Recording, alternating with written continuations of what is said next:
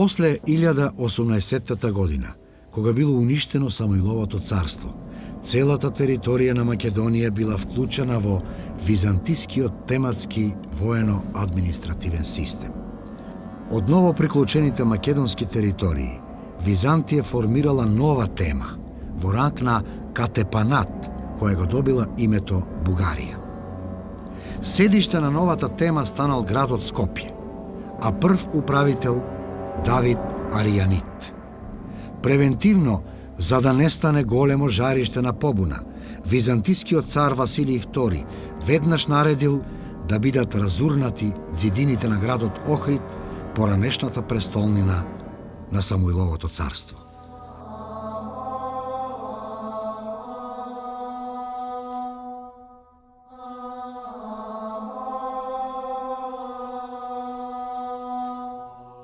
Во текот на втората половина на 11 век, наместо пространата тема Бугарија, во Македонија биле создавани поголем број главно мали по обем теми. Единствено Солунската тема останала поголема.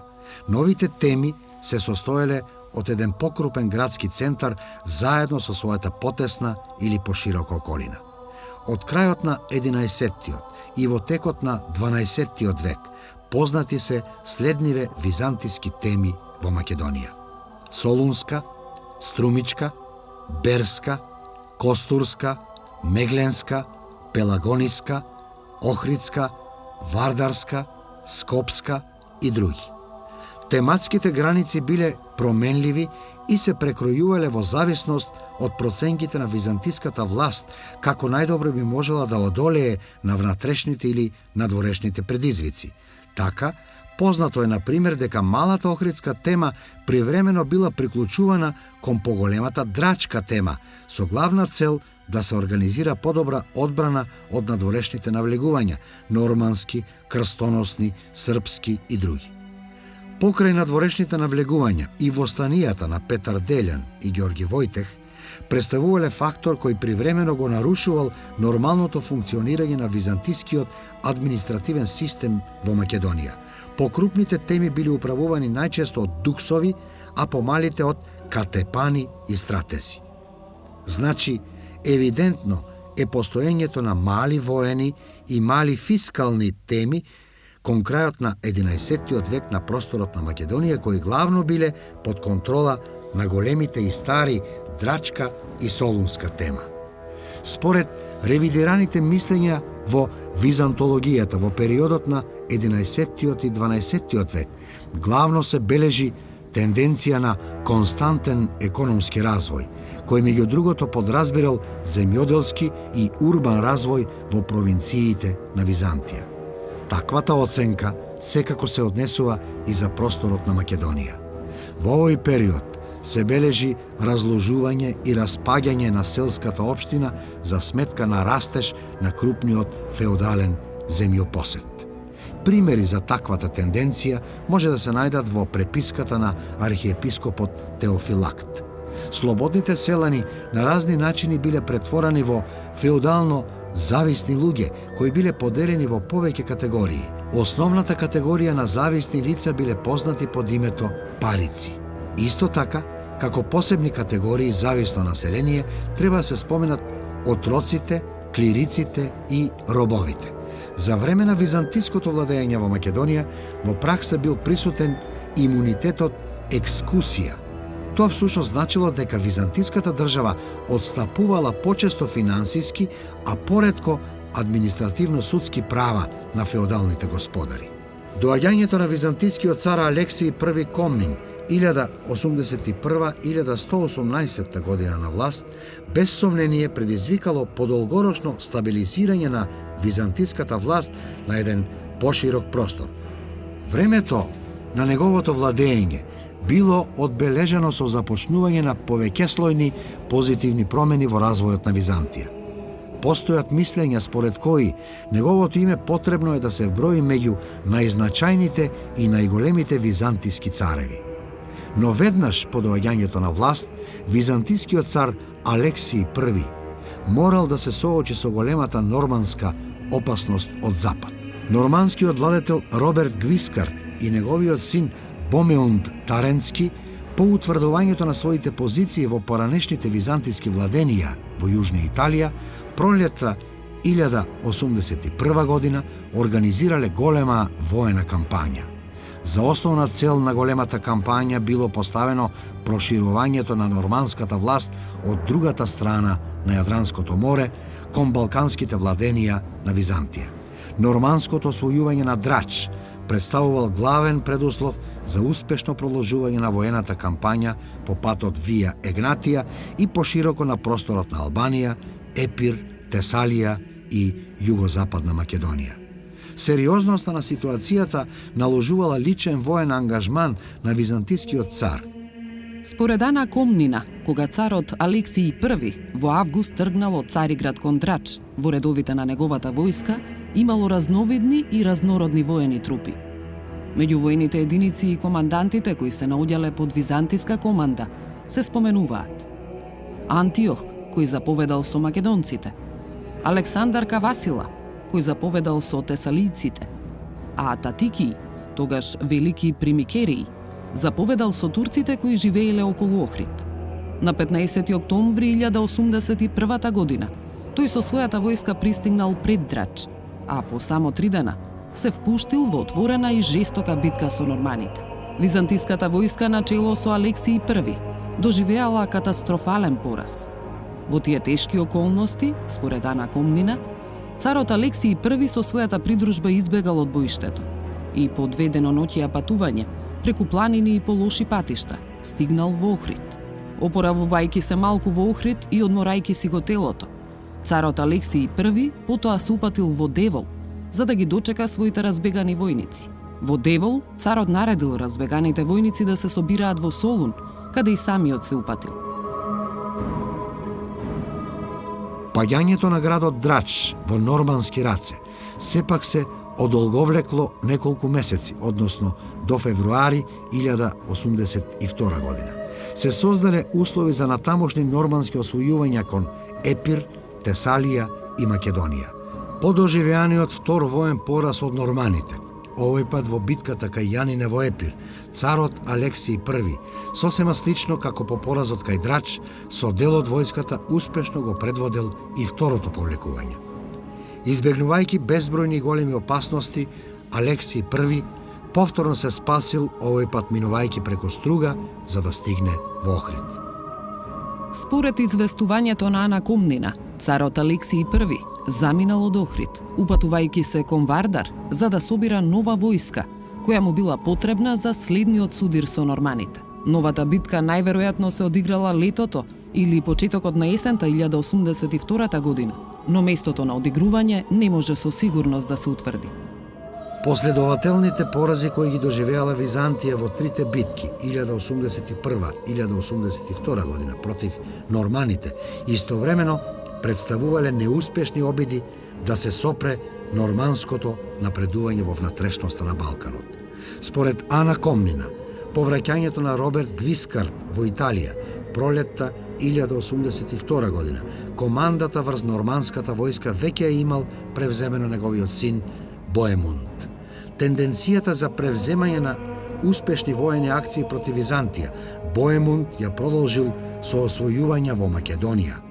Петар Алифа ги завзел двата полога, Горен и Долен, додека Пунтесиј завладеал со Скопје. Потоа Ана Комнина изнесува сосема кус опис за делумното освојување на Охрид од страна на норманите. Лично Боемунд по повикот од охриѓаните брзо пристигнал до Охрид, задржувајќи се таму кратко време. Не постигнал ништо или без да може да направи нешто, бидејќи Ариеби ја бранел Охридската тврдина. Значајно е да се наведе еден општ податок од Ордерик Виталис. Тој всушност соопштува одредени наредби или препораки на Роберт Гвискард упатени кон норманските грофови предводени од Боемунд како да се однесуваат кон локалното население и византиските благородници.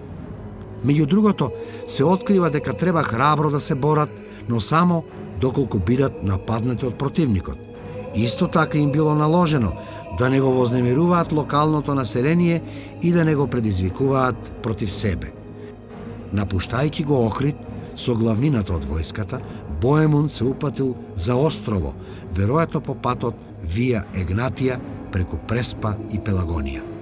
Во понатамошниот тек на норманските освојувања во Македонија 1082-83, по Охрид како засегнати градови и тврдини од продорот на Боемунд се споменуваат Острово, Соск, Сервија, Верија, Воден и Меглен.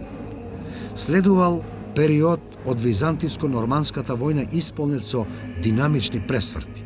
Пролетта 1083 година Боемунд ја продолжил офанзивната војна кампања за освојување на нови византиски владенија во Македонија и Тесалија. Во еден силен налет, пред да се упатат кон Лариса, норманите успеале да ги освојат важните градови Пелагонија, Битола, Трикала и Костур. Но потоа следувале два тешки пораза – битката кај Лариса и битката за Костур, од кои норманите до крајот на војната не можеле да се опорават. Најпосле, крајот на византиско-норманската војна се случил 1085 година. Византискиот цар Алекси I Комнен за време на своето долгогодишно владење без своја волја бил инволвиран во големото движење од Западот, Првото крстоносна војна. Ова движење било организирано и предводено од западноевропските, главно француски благородници, како и од папските великодостојници и за главна цел имало ослободување на Христовиот гроб во Ерусалим.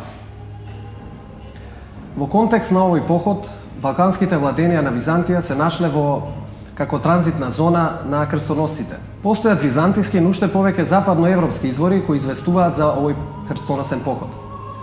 Според тие известувања, поминувањето на крстоносците низ балканските владенија, во тој контекст и на Македонија, се датира кон крајот на 1096 и во првите месеци на 1097 година. Првата крстоносна војска која поминала из Македонија е онаа предводена од Боемунд Таренски.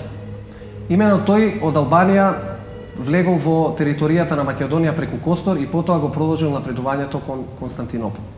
Втората крстоносна војска ја предводел францускиот благородник Рајмунд Тулуски, кој што по патот Вија Егнатија се пробивал низ балканските простори. Така тој кон крајот на 1096 година тргнал од Франција преку Јужна Италија, Далмација, за да стигне во Драч. Во Драч бил пречекан од управникот Јован Комнин, кој што потоа го препратил понатаму во патувањето. Иако декларативно била постигната спогодба, крстоносците да поминуваат мирно низ балканските простори и да бидат снабдувани со прехранбени продукти, Византија тоа не го почитувала. Тие често биле напаѓани и за тоа известуваат западните извори. Според францускиот автор Рајмунд од Ажил, крстоносните војски постојано биле напаѓани при своите преминувања во Македонија од узите, куманите, печенезите и турците.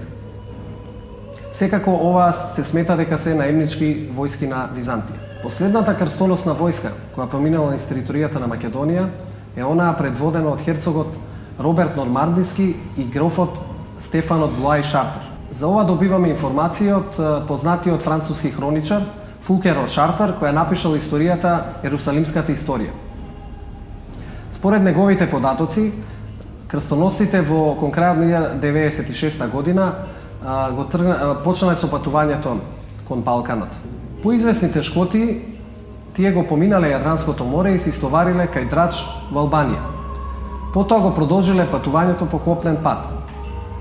При ова патување интересно да се споменат одредени топоними кои што ги споменува Фулкер од Шартер. Па така, например, градот Охрид е наречен Лукреција, а градот Битола Ботел. Исто така, Фуке Рошарта ја споменува и реката Вардар. Од богатата ризница на податоци во писмата на Теофилакт Охридски постојат ретки фрагменти кои се однесуваат на преминувањето на крстоносците низ Македонија или поконкретно низ некои од епархиите на Охридската архиепископија. Обраќајќи му се на китарскиот епископ после одредена пауза во комуникацијата, Теофилакт значителен дел од писмото посветува на двете причини кои придонеле за тоа. Првата причина била преминувањето на франките или навлегувањето, или не знам како поинако да го наречам, кое толку не опфати и не привлече, што дури ни самите не се чувствувавме. Втората причина била што Теофилакт не бил во можност да најде сигурен и доверлив курир за праќање на писмата, но бидејќи веќе се навикнавме на пакостите на франките и ги поднесуваме злата полесно од претходно, зашто времето е добар учител на се, па затоа понекогаш сме господари на себе си. Податокот на Теофилакт упатува на тоа дека за време на поминувањето на крстоносците 1096-1097, состојбата во Охрид и пошироко била неповолна, одразувајќи се најмногу на ограничување на движењето на луѓето и осиромашувањето на материјалните и човечките ресурси на градовите. После десетина години се бележи последниот обид на Боемунд Таренски да завладее со балканските владенија на Византија. За да ја добие неопходната финансиска и дипломатска помош, Боемунд ги посетил Италија, Франција и Нормандија, а по пристигнувањето во Јужна Италија во втората половина на 1106 година, тој ги започнал конкретните војни подготовки за предстојниот продор. Бидејќи таквата намера на Боемунд била очекувана од византискиот цар, тој започнал со сериозни и долготрајни дипломатски и војни подготовки со намера Византија овој пат поуспешно да се справи со норманската опасност.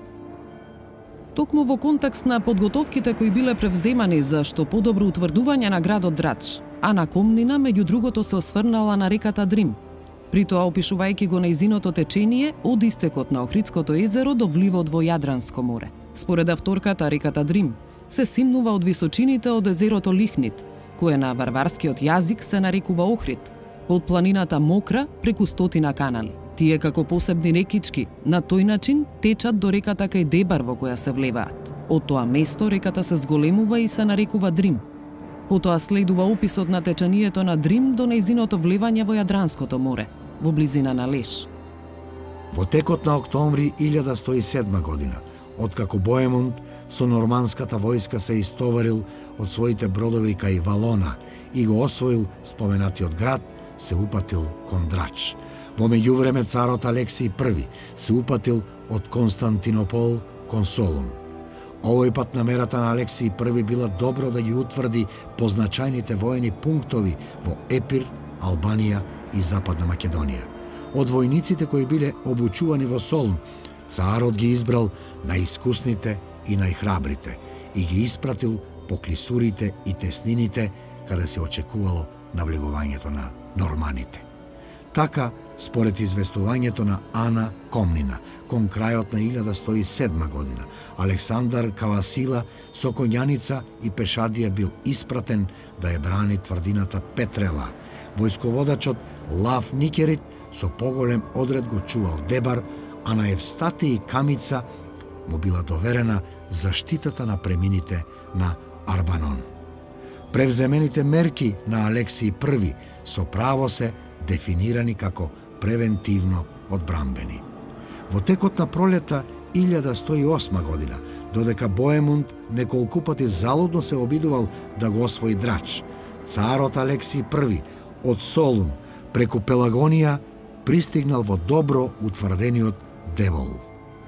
Непосредно со вршењето воен притисок и опсада на Драч, на што лично го насочил целото свое внимание, Боемунд со еден дел од војската го испратил својот брат Гвидо, грофот Сарацин и Контопагин да се пробијат кон исток и најпрво да се пресметаат со Александар Кавасила, бранителот на тврдината Петрела.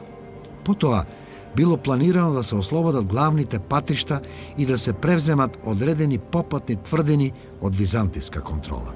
Всушност, тежиштето на акцијата било насочено кон позициите на Евстате и Камица, кој ги контролирал премините на Арбанон. Делејќи ја норманската војска на два дела, Гвидо со едниот дел од војската се упатил фронтално кон Евстате и Камица, додека вториот дел од војската начело со Контопагин и грофот Сарацин се упатила кон Дебар и требало да го нападнат Евстате и Камица од задгрб. Норманскиот план во потполност успеал, но набрзо потоа летото 1108 година тешкотиите со кои се соочувал Боемунд станале несовладливи и тој бил принуден на драчкиот дукс Алексиј да му предложи склучување на мир. По прифаќањето на норманската понуда од царот Алексиј I во септември 1108 година бил склучен така наречениот Деволски договор, кој всушност ја официализирал византиската победа.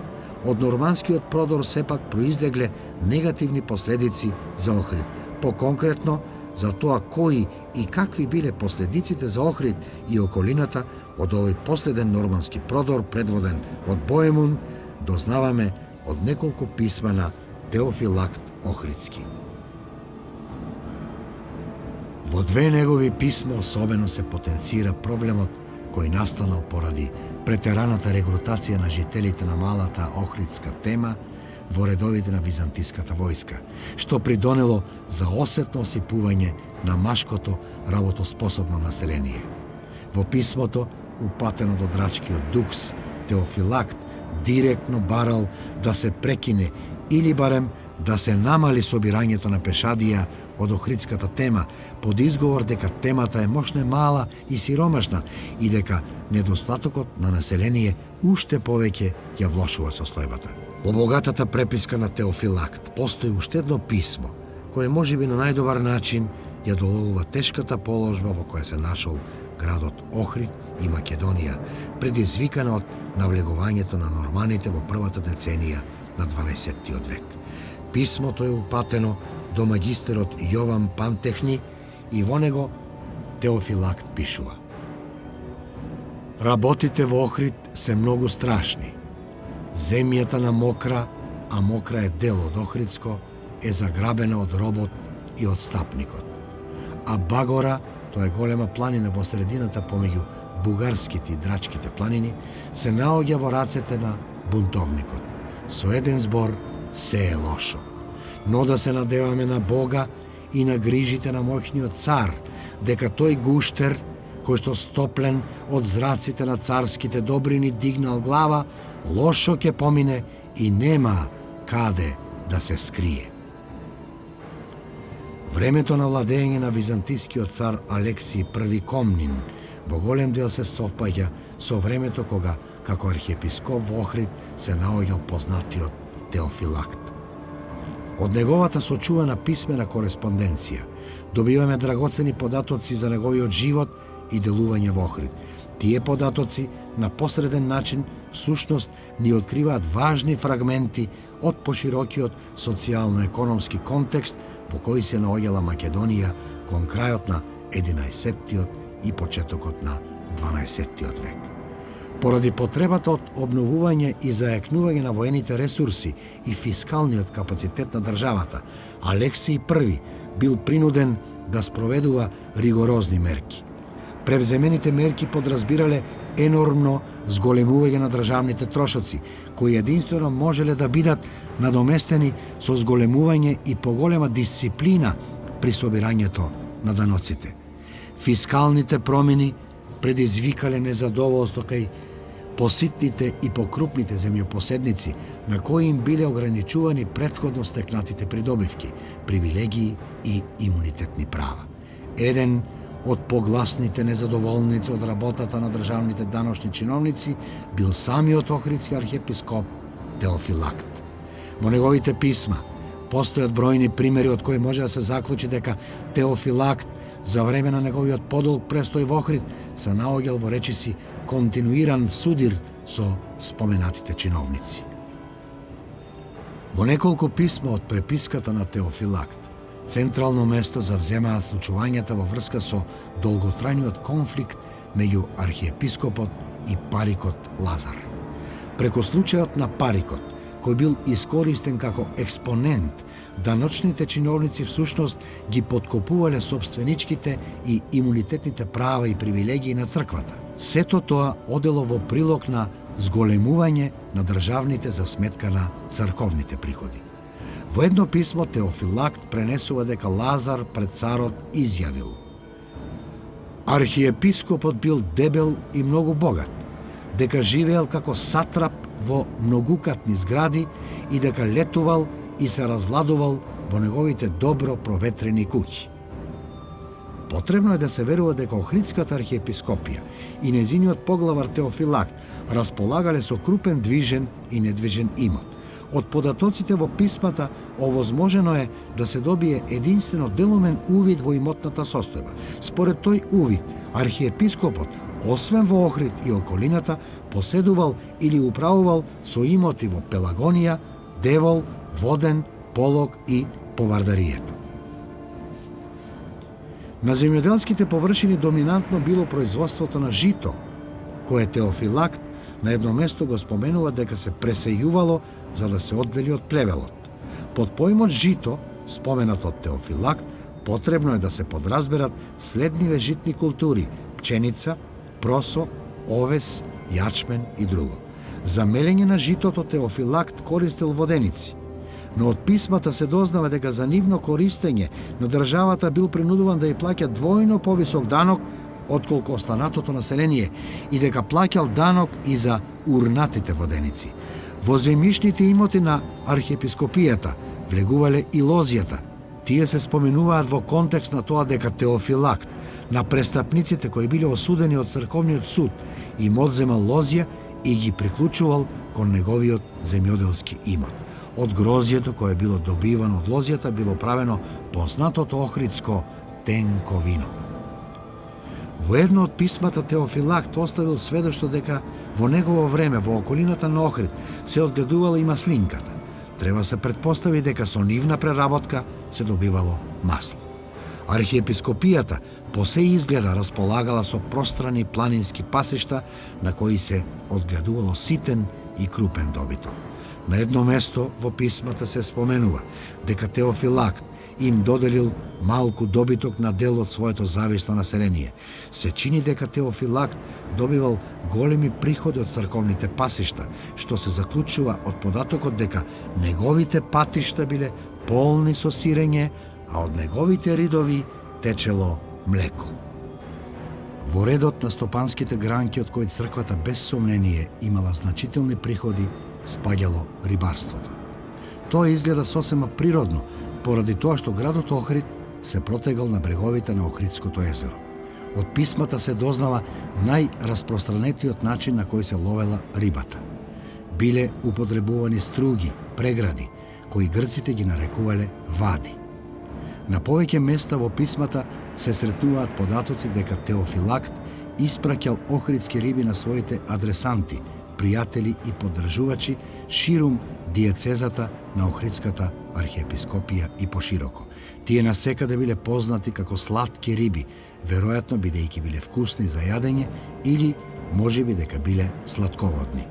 Интересно е тоа што се открива дека рибите за конзумирање биле подготвувани на два начини, како солени риби и риби испечени во леп. Најверојатно се работи за видовите на риба пастрмка и белвица. Посреден податок кој сведочи за функционирањето на трговијата во Охрид представува постоењето на градскиот пазар, каде бил забележуван и Теофилакт. Се смета дека присуството на Теофилакт на пазарот треба да се разбере како негова потреба да тргува со вишоците од земјоделско-сточарските продукти кои ги остварувал од своите имоти. Во писмата на Теофилакт на неколку места директно се споменуваат охриѓаните. Таквите податоци овозможуваат во голема мера да се открие каков бил односот на Теофилакт кон нив. При тоа, Потребно е да се нагласи дека освен специфичната локална димензија на значење, споменувањето на охриѓаните мошне често представувало персонификација за македонското население воопшто. Кратко време по доаѓањето на Теофилакт во Охрид, разочаран од опкружувањето, тој во едно писмо ги соопштува првите впечатоци за охриѓаните. Користејќи длабока реторика, Теофилакт охриѓаните ги доживува како вратови без глави, кои не знаеле да го почитуваат ниту Бога, ниту луѓето. Понатаму истакнува дека бил осуден да живее со такви чудовишта и дека не постоела надеж под влијание на некакви подобри сили вратовите да добијат глави. Во едно друго писмо, Теофилакт реторички истакнува дека охриѓаните ја слушале неговата песна, проповед како магарето лирата, на тој начин нагласувајќи ја нивната неукост и непознавањето на грчкиот јазик. Користејќи длабока метафора, Теофилакт на 3 места жителите кои го обкружувале ги нарекува жаби од смрдлива средина, кои биле пород на овдешното езеро на злото, алузија за Охридското езеро. Уште се дознава дека населението смрдело на кози и веројатно на овчи кожи, дека неговите работи засмрделе и изгниле за време на неговиот долг престој во градот Охрид и дека тој наводно робувал на робовите и нечистите варвари кои живееле во голема сиромаштија. Но веројатно, откако одминало подолго време од неговиот живот во Охрид, Теофилакт признал дека не останал отпорен на влијанијата на варварската средина. Тој во едно писмо истакнува дека откако се наоѓа во Охрид, сите негови работи засмрделе и изгниле, дури оние кои биле пријатни и убаво мирисале. При тоа изразува страв и бара помош во блиска иднина гнилежот и смрдејата да не започнат да му мирисаат многу убаво и пријатно. Треба да се потенцира дека, иако испишаните зборови содржат голема доза на иронија и самосожалување, сепак тие на оригинален начин ја потврдуваат неизбежната интеракција и влијание кое го примал Теофилакт од варварската средина. Наводната етничка антипатија која долго време во науката беше истакнувана како главна причина за Теофилактовите негативни квалификации кон македонското население, потребно е да се отврли. Сваќањата и однесувањето на Теофилакт биле сосема вообичаени за еден образован ромеј на висока црковна позиција во провинцијски град обкружен со варвари. Едноставно се работи за цивилизацијски и културолошки јаз кој реално постоел меѓу ромеите и словените, приоритет во неговото делување како лојален човек на византискиот цар било настојувањето да го држи покорно кон Византија населението на неговата архиепископија. Едноставно, Теофилакт бил човек со 2 лица и 2 природи. Византиската власт во Македонија во 12 век главно имала стабилен карактер. Потребно е да се издвои дека за време на долгото владење на византискиот цар Мануил I Комнин 1143-1180 во контекст на византиско-српските судири, Македонија играла многу важна улога. Во тој контекст се бележат бројни престои на споменатиот цар во Македонија. Поконкретно, може да се утврдат дури 7 престојувања на царот Мануил во Пелагониската рамнина во период од 20 на години, 1149-1168.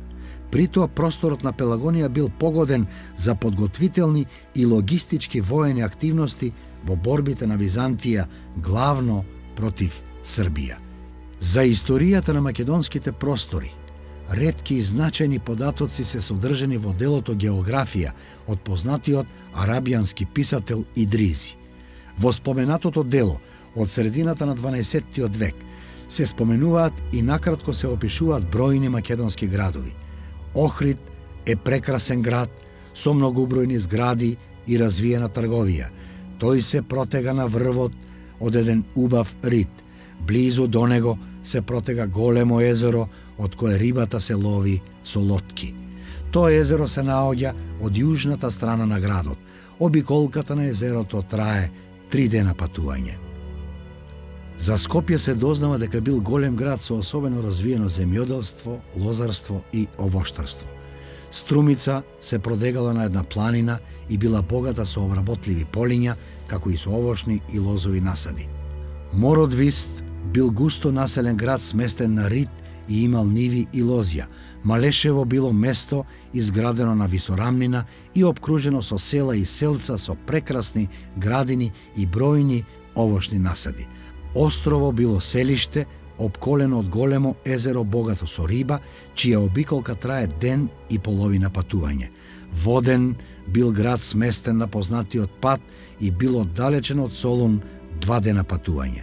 Сер бил убав град со многу згради, со лозја, со овошни насади и со ниви.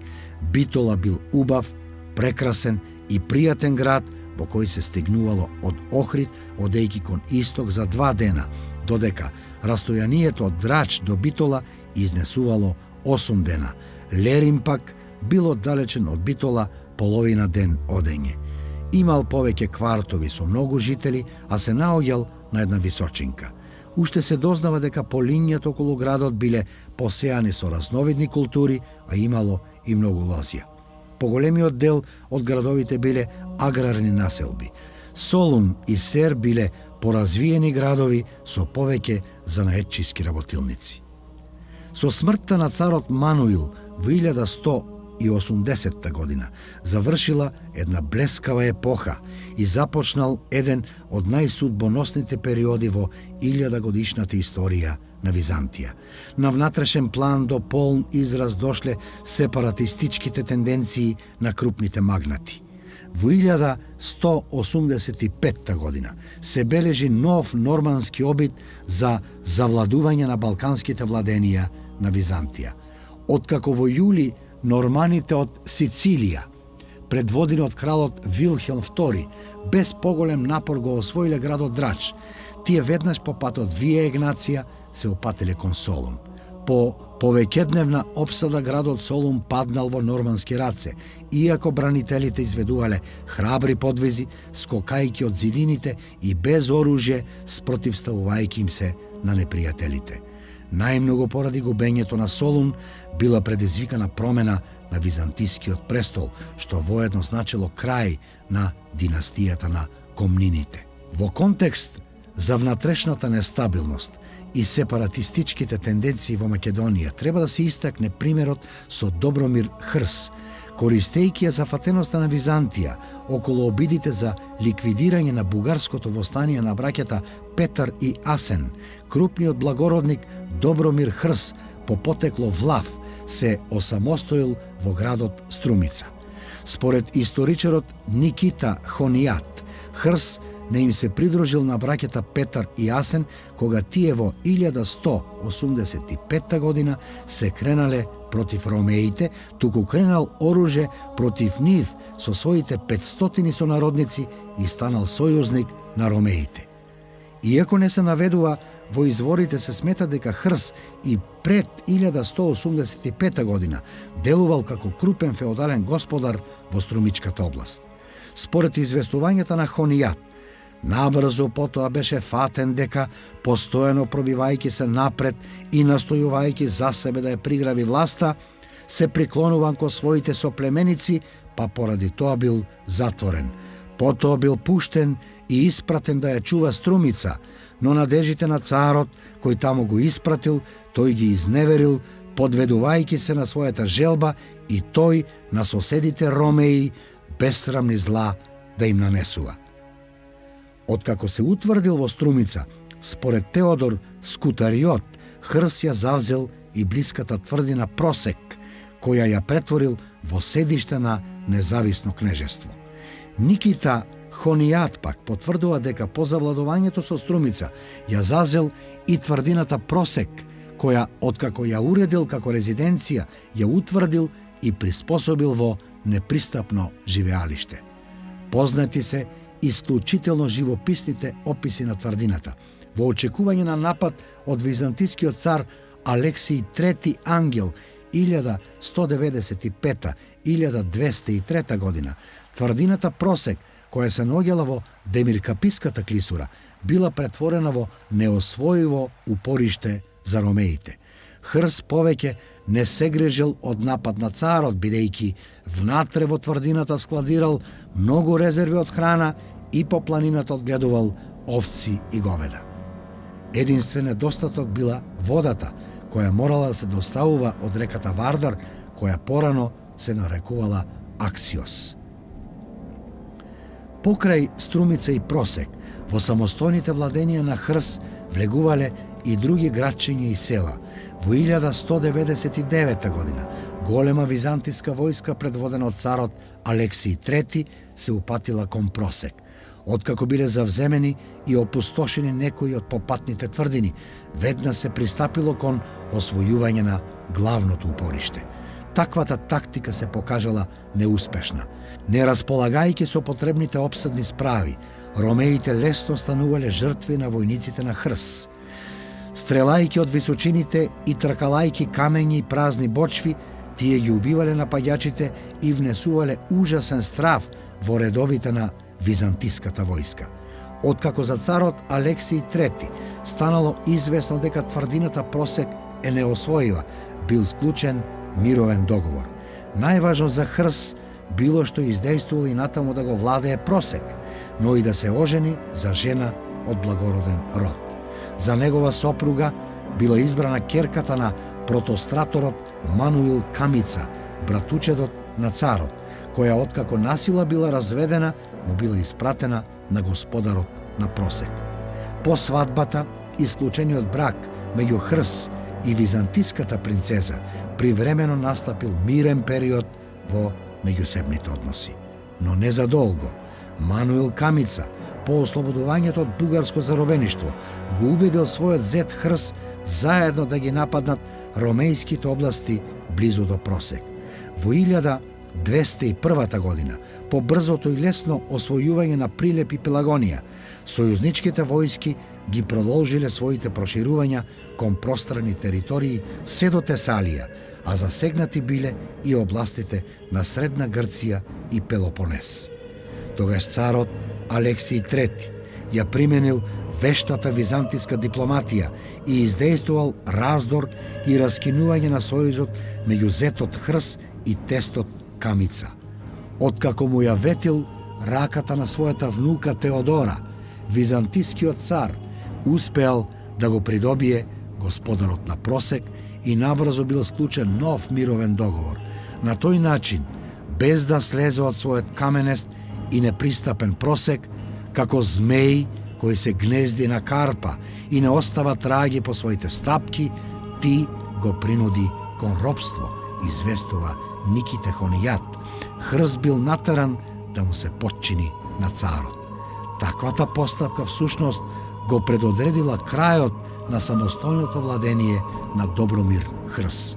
Во 1201 и 1202 година, освен што и ги вратил на Византија Прилеп, Пелагонија и соседните владенија, Хрс набрзо ја загубил и Струмица.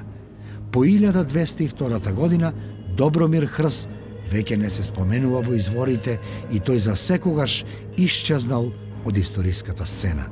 Веќе започнало 13-тото столетие, кое се карактеризирало со исклучителна динамичност и менливост во однос на воено-политичките и црковните случувања.